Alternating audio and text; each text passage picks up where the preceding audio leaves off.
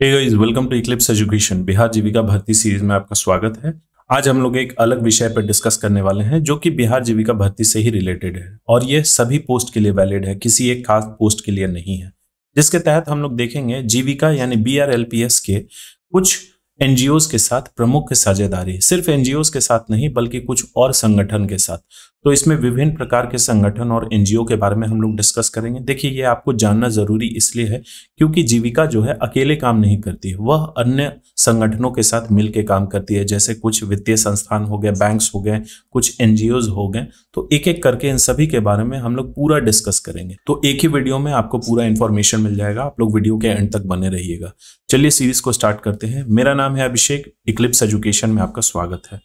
तो BRLPS जो है यह कई राष्ट्रीय एवं अंतर्राष्ट्रीय एनजीओज, जिसको गैर सरकारी संगठन भी बोलते हैं, या फिर फाउंडेशन या फिर किसी निजी कंपनी, प्राइवेट कंपनी के साथ यह सहयोग करती है। इसे हम लोग मेमोरेंडम ऑफ अंडरस्टैंडिंग भी बोल सकते हैं। उसके तहत भी ये कई सारे मेमोरेंडम ऑफ अंडरस्टैंडिंग साइन की है, या फिर कॉन्ट्रैक्ट के जरिए यह ऑफिशियल रूप से स्थापित हुई है। ये जो साझेदारी है जिसको कोलैबोरेशन बोलते हैं, ये कोलैबोरेशन जो है वित्तीय यानी कि फाइनेंशियल और नॉन फाइनेंशियल दोनों प्रकार की है।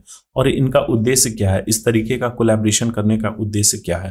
तो ग्रामीण आजीविका, पशुधन प्रबंधन यानी कि लाइव स्टॉक मैनेजमेंट, सामाजिक विकास और उद्यमिता यानी एंटरप्रेन्योरशिप को मजबूत बनाना है। तो चलिए एक एक करके इन सभी के बारे में हम लोग देखते हैं। जैसे बहुत सारे ऐसी ऑर्गेनाइजेशन हैं, जैसे कुछ एग्जाम्पल के तौर पे हम लोग देख सकते हैं कीव और विलग्रो के साथ जीविका जे वायर्स का कोलैबोरेशन है। दूसरा है आपका the Goat Trust, Aga Khan foundation. इसी प्रकार से टोटल 9 है। इसके अलावा भी बहुत सारे हैं, लेकिन यह ऑफिशियली रूप से इसके बारे में मेंशन है। मेमोरेंडम ऑफ अंडरस्टैंडिंग, बाकायदा जो आपका स्टैम्प पेपर पे मेमोरेंडम ऑफ अंडरस्टैंडिंग होता है वह बना हुआ है। उसी के तहत मैंने नोट्स निकाल के आप लोगों को बताने की कोशिश की है। तो चलिए सबसे पहला ऑर्गेनाइजेशन हम लोग डिस्कस करते हैं, CEEW और विलग्रो, जिसे एक पहल बोला जाता है पावरिंग लाइवलीहुड्स। तो इनके बारे में कुछ इंपॉर्टेंट पॉइंट्स देखते हैं, यहाँ हम लोग समझने की कोशिश करते हैं।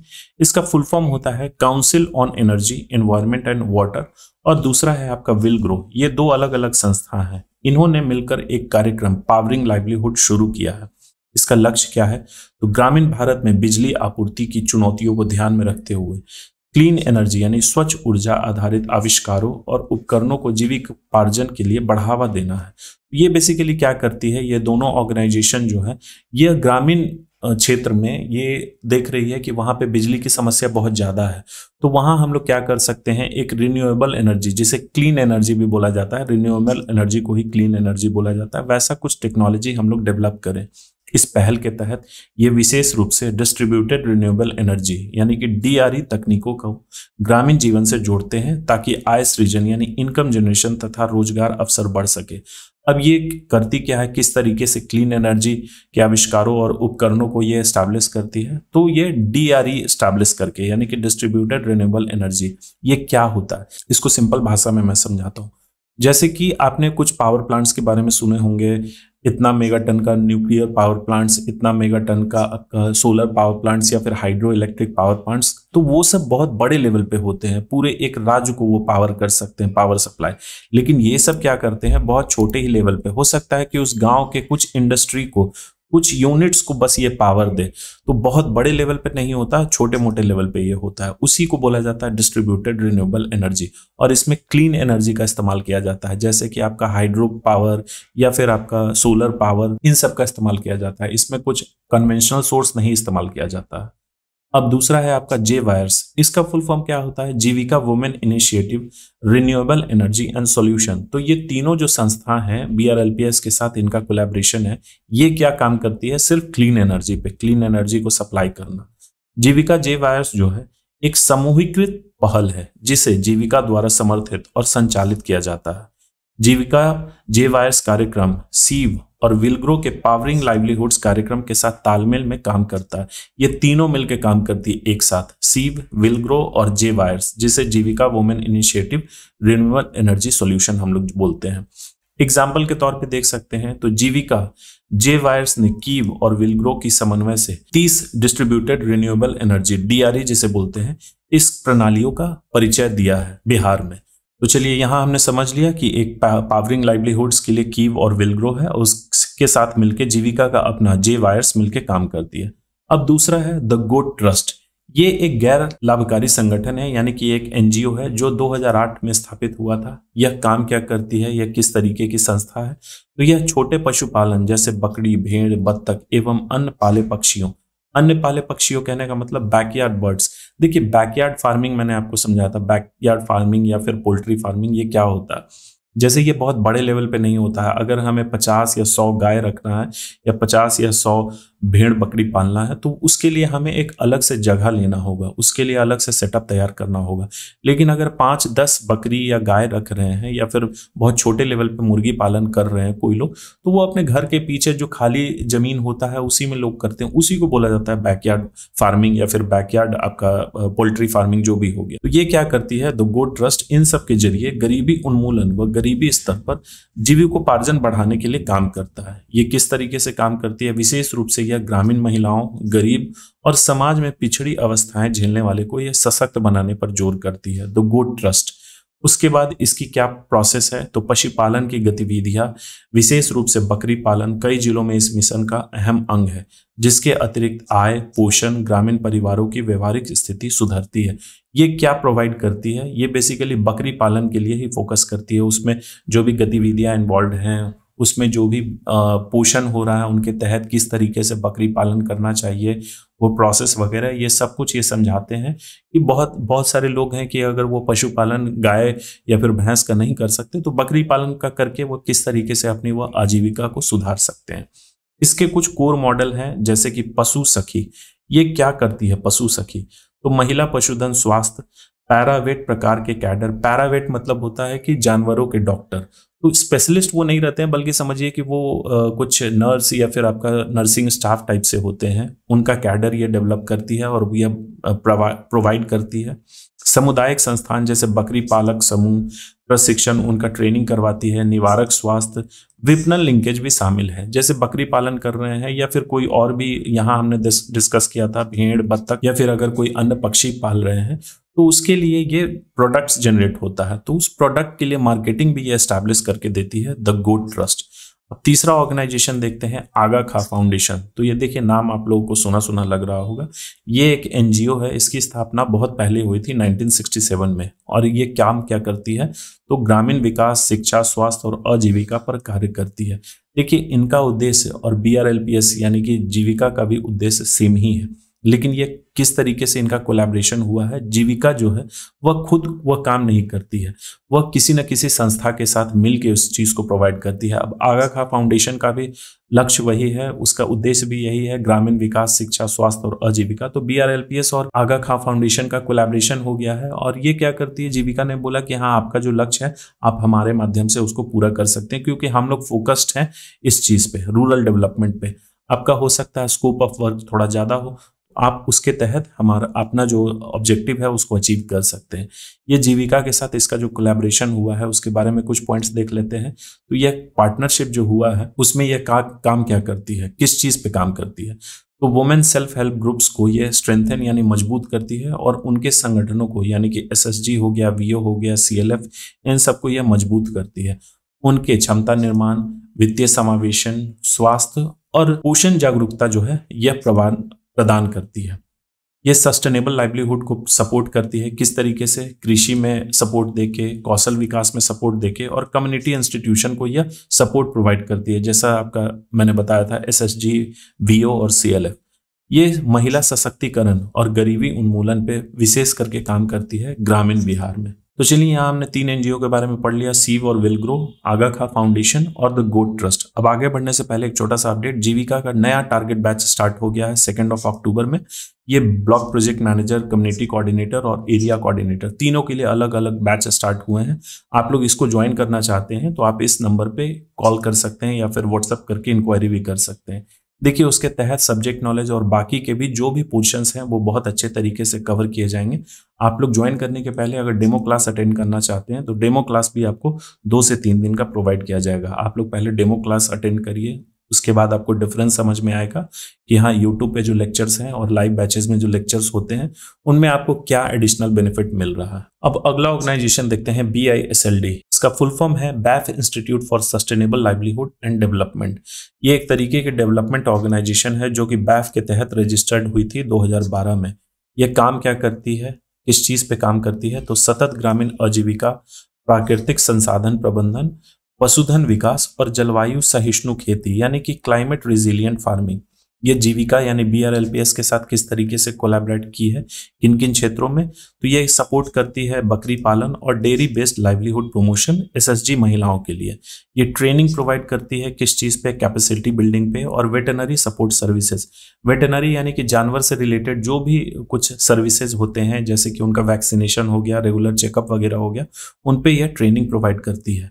अगला ये फोकस करती है सस्टेनेबल एग्रीकल्चर पे यानी कि सतत कृषि पे, फॉडर डेवलपमेंट, चारा का विकास पे। देखिए चारा भी बहुत मायने रखता है, अगर कोई पशुपालन कर रहे हैं उनको सही चारा देना भी बहुत अहम होता है। और इम्प्रूव लाइव स्टॉक ब्रीड्स यानी कि जो भी लाइव स्टॉक होते हैं उनकी जो नस्लें होती हैं उन पे यह इम्प्रूवमेंट करते रहते हैं समय समय पर। इन सब से क्या होगा, इनकम सुधरेगा, न्यूट्रिशन लेवल अच्छा होगा और ग्रामीण गरीब जो हैं उनकी रेजिलियंस होगी यानी कि वो सस्टेन कर पाएंगे किसी भी परिस्थिति को झेलने के लिए। अब चलिए अगला ऑर्गेनाइजेशन देखते हैं प्रदान। इसका फुल फॉर्म है professional assistant for development action. यह एक तरीके का NGO है जो कि स्टैब्लिश हुई थी 1983 में और यह रूरल लाइवलीहुड और पॉवर्टी रिडक्शन पे यह काम करती है यानी कि ग्रामीण जीविका संवर्धन और गरीबी उन्मूलन पे यह काम करती है। इनका फोकस एरिया क्या है, मतलब किस एरिया पे यह फोकस करती है, खास करके महिला सशक्तिकरण, स्वयं सहायता समूह संवर्धन, प्राकृतिक संसाधन प्रबंधन और कृषि आधारित आजीविका। जितने भी NGO हम लोग डिस्कस कर रहे हैं मोर और लेस उन सभी का ऑब्जेक्टिव सेम ही होता है, इसीलिए जीविका ने इन सभी के साथ MOU किया है। अब चलिए ये जीविका के साथ किस तरीके से इनका कोलैबोरेशन हुआ है, किन किन क्षेत्रों में, तो ये क्या करती है, फॉर्मेशन और स्ट्रेंथनिंग ऑफ SSG, VO और CLF का, इन तीनों के फॉर्मेशन में भी यह सपोर्ट करती है और उनके स्ट्रेंथिंग में यानी कि उनके मजबूती में भी यह सपोर्ट करती है। ये क्या प्रोवाइड करती है, तो उनका कैपेसिटी बिल्डिंग और leadership training to rural women यानी कि ग्रामीण जो महिलाएं होती हैं उनकी क्षमता निर्माण पे यह फोकस करती है, उनको यह प्रोवाइड करती है और लीडरशिप भी यह सिखाती है। किस क्षेत्र में और यह काम करती है, तो फार्म बेस्ड लाइवलीहुड जैसे कृषि हो गया, हॉर्टिकल्चर यानी बागवानी, गोट रियरिंग बकरी पालन और मुर्गी पालन, पोल्ट्री जिसको बोलते हैं। अब अगला किस तरीके से BRLPS के साथ ये जुड़ी हुई है, तो ये क्या करती है, प्रमोट करती है कम्युनिटी इंस्टीट्यूशन यानी कि SSG, VO, CLF। इस चीज के लिए तो सस्टेनेबल पॉवर्टी एलिविएशन यानी कि सतत गरीबी उन्मूलन के लिए यह प्रमोट करती है। इससे क्या होगा, इन्हांस होगा फाइनेंशियल इंक्लूजन यानी वित्तीय समावेशन सुधरेगा, सोशल एम्पावरमेंट सामाजिक सशक्तिकरण बढ़ेगी और न्यूट्रिशन सिक्योरिटी, मतलब कि देखिए इन सब से न्यूट्रिशन सिक्योरिटी कैसे होगा, एग्रीकल्चर से आपको जो चीज चाहिए वो मिल गया, हॉर्टिकल्चर से साग सब्जी वगैरह या मिल रहा है, गोट रियरिंग से प्रोटीन मिल रहा है, दूध मिल रहा है और पोल्ट्री से आपको प्रोटीन मिल रहा है। दोनों केस में एग हो गया या फिर आपका डायरेक्ट चिकन हो गया, उससे भी ये क्या हो रहा है, न्यूट्रिशन सिक्योरिटी यानी कि पोषण सुरक्षा मिल रही है। अब चलिए अगला पॉइंट देखते हैं हम लोग, बेनी इम्पैक्ट्स प्राइवेट लिमिटेड। तो ये एक तरीके की प्राइवेट कंपनी है, निजी कंपनी है जो दूध परीक्षण, मिल्क एनालाइजर उपकरण, लैब इलेक्ट्रॉनिक परीक्षण उपकरण आदि बनाती है। ये एक तरीके की, जैसा कि मैंने बताया कि ये एक प्राइवेट कंपनी है जो कि क्या करती है, मिल्क का टेस्टिंग करती है, मिल्क को एनालाइज करने के लिए यह लैब प्रोवाइड करती है और इलेक्ट्रॉनिक डिवाइसेस भी यह उपलब्ध कराती है। BRLPS के साथ इसका एक कॉन्ट्रैक्ट एग्रीमेंट है जिसका संबंध AMCU इंस्टॉलेशन से है। AMCU इंस्टॉलेशन कहने का मतलब, इंस्टॉलेशन मतलब कि उसको स्थापित करना। AMCU का फुल फॉर्म होता है ऑटोमेटिक मिल्क कलेक्शन यूनिट। तो एक यूनिट है जहां पे मिल्क को कलेक्ट किया जाता है। AMCU क्या है, संभवतः दूध संग्रह केंद्रों, मिल्क कलेक्शन सेंटर्स या फिर गुणवत्ता नियंत्रण मानक उपकरणों से जुड़ी एक इकाई है। तो देखिए इसके बारे में बहुत ज़्यादा टेक्निकल जानने की जरूरत नहीं है। AMCU का मतलब होता है ऑटोमेटिक मिल्क कलेक्शन यूनिट। इसके तहत क्वालिटी कंट्रोल चेक किया जाता है और यह बेसिकली एक कलेक्शन सेंटर होता है। यह जो साझेदारी है ये फाइनेंशियल एग्रीमेंट की है, यानी BRLPS ने बेनी इम्पैक्ट्स को भुगतान अनुबंधित किया है। इसमें यह पैसा प्रोवाइड करती है, उसको एक सर्विस ले रही है बेनी इम्पैक्ट से। बाकी जो हमने देखा था वह नॉन फाइनेंशियल सर्विसेज थी, जैसे द गोट ट्रस्ट के लिए उनका उद्देश्य क्या था कि वह क्या करती हैं, पशुधन पालन पे यह ज्यादा फोकस करती थी, द गोट ट्रस्ट। उसके बाद BISLD, ये क्या काम करती थी, तो वो भी नॉन फाइनेंशियल ही थी, लेकिन यह फाइनेंशियल है। BRLPS इनको पेमेंट करती है कि हाँ आप इसके अवज में आप मुझे ये सर्विसेज प्रोवाइड करिए। अब चलिए अगला NGO देखते हैं हम, BKBDP। इसका फुल फॉर्म होता है Bihar Kosi basin development project. ये एक तरीके की प्रोजेक्ट है जो कि वर्ल्ड बैंक के द्वारा फंडेड है, जिसका उद्देश्य कोसी बेसिन के बाढ़ प्रभावित जिलों में बाढ़ प्रबंधन, सड़क या फिर मार्ग कनेक्टिविटी तथा कृषि क्षमता बढ़ाना है। तो ये डायरेक्टली काम नहीं करती है, बल्कि BAPEPS के तहत, जिसका फुल फॉर्म होता है बिहार आपदा पुनर्वास एवं पुनर्निर्माण सोसाइटी के तहत ये काम करती है। और ये गवर्नमेंट ऑफ बिहार की ये एक ऑर्गेनाइजेशन है BAPEPS। ये किस किस डिस्ट्रिक्ट में काम करती है, तो सुपौल, सहरसा, मधेपुरा, अररिया और पूर्णिया में यह काम करती है। इसमें क्या किया जाता है, तो बाढ़ प्रबंधन उपाय जैसे बांधों, अफ्लक्स बांधों का सुधार यानी एम्बैंकमेंट स्ट्रेंथनिंग, बाढ़ पूर्व चेतावनी प्रणाली जिसको फ्लड फोरकास्टिंग बोलते हैं, कृषि उत्पादकता में सुधार व बाजारों से यह संपर्क सुगम करना शामिल है इसके उद्देश्य के तहत। चलिए अगला देखते हैं, गैलमेड और हेस्टर। तो ये दोनों अलग अलग ऑर्गेनाइजेशन है, लेकिन इनका उद्देश्य मोर और लेस सेम है। एक एक करके इनके बारे में देखते हैं। सबसे पहला है आपका गैलमेड। इसका फुल फॉर्म है global alliance for livestock veterinary medicine. ये काम क्या करती है, तो ये डेवलप करती है और डिस्ट्रीब्यूट करती है वेटरनरी वैक्सीन और दवाइयों का, यानी कि वेटरनरी वैक्सीन वैसे वैक्सीन होते हैं जो पशुओं को लगते हैं, और दवाइयाँ भी उन्हीं के लिए ये होती है। तो उनका ये डेवलपमेंट करती है, ये बनाती है और डिस्ट्रीब्यूट भी करती है। खास करके किन के लिए, तो स्मॉल होल्डर पोल्ट्री, यानी कि छोटे लेवल पे जो पोल्ट्री फार्मिंग कर रहे हैं उनके लिए ये सप्लाई करती है, और जो स्मॉल लेवल पे बकरी पालन कर रहे हैं या छोटे लेवल पे बकरी पालन कर रहे हैं उनको ये प्रोवाइड करती है। दूसरा है आपका हेस्टर बायोसाइंसेस।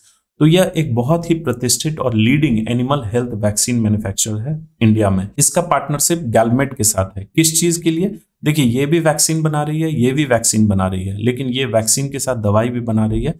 लेकिन हेस्टर बायोसाइंसेस जो है एक खास तरीके की वैक्सीन बना रही है जो यहाँ डिस्कस किया गया है। इसका गैलमेड के साथ एक तरीके का कोलैबोरेशन है।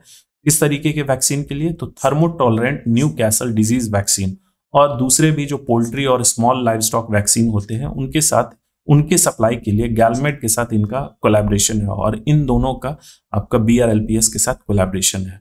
BRLPS का इन दोनों के साथ यानी कि गैलमेड और हेस्टर के साथ नॉन फाइनेंशियल MOU है। नॉन फाइनेंशियल मतलब कि यह पैसा नहीं उनको देगी, बल्कि इनका उद्देश्य है ये चीज करना, तो वो जीविका के माध्यम से कर रही है। इस साझेदारी का लक्ष्य है कि बिहार के ग्रामीण क्षेत्रों में गुणवत्ता वाले पशु चिकित्सा उत्पादों और वैक्सीन की पहुंच बढ़ाना, बीमारी से होने वाले नुकसान कम करना, उत्पादन, पोषण और ग्रामीण परिवारों की आय में सुधार लाना। तो यह इन दोनों का उद्देश्य है। यह पैसे के लिए नहीं काम कर रही है, बल्कि इनका काम ही है कि क्वालिटी वैक्सीन्स, वेटरनरी वैक्सीन्स और मेडिसिन प्रोवाइड करना रूरल डेवलपमेंट के लिए। चलिए अगला ऑर्गेनाइजेशन है आपका कौशल्या फाउंडेशन। तो कौशल्या फाउंडेशन जो है एक तरीके का नॉन प्रॉफिट चैरिटेबल ट्रस्ट है जो कि पटना बिहार में स्थित है, और यह agriculture value chain, livelihood, youth empowerment और रूरल डेवलपमेंट के लिए यह काम करती है। यह किस तरीके से काम करती है, तो छोटे किसान जो सब्जी वगैरह उगाते हैं, जो वेंडर्स होते हैं इनको सप्लाई करते हैं या फिर बेचते हैं, फार्म लेबर्स यानी कि खेतीहर मजदूर, खास करके मार्जिनलाइज्ड यानी कि सबसे वंचित लोगों के ग्रुप्स जो होते हैं उनके साथ मिलकर यह काम करती है।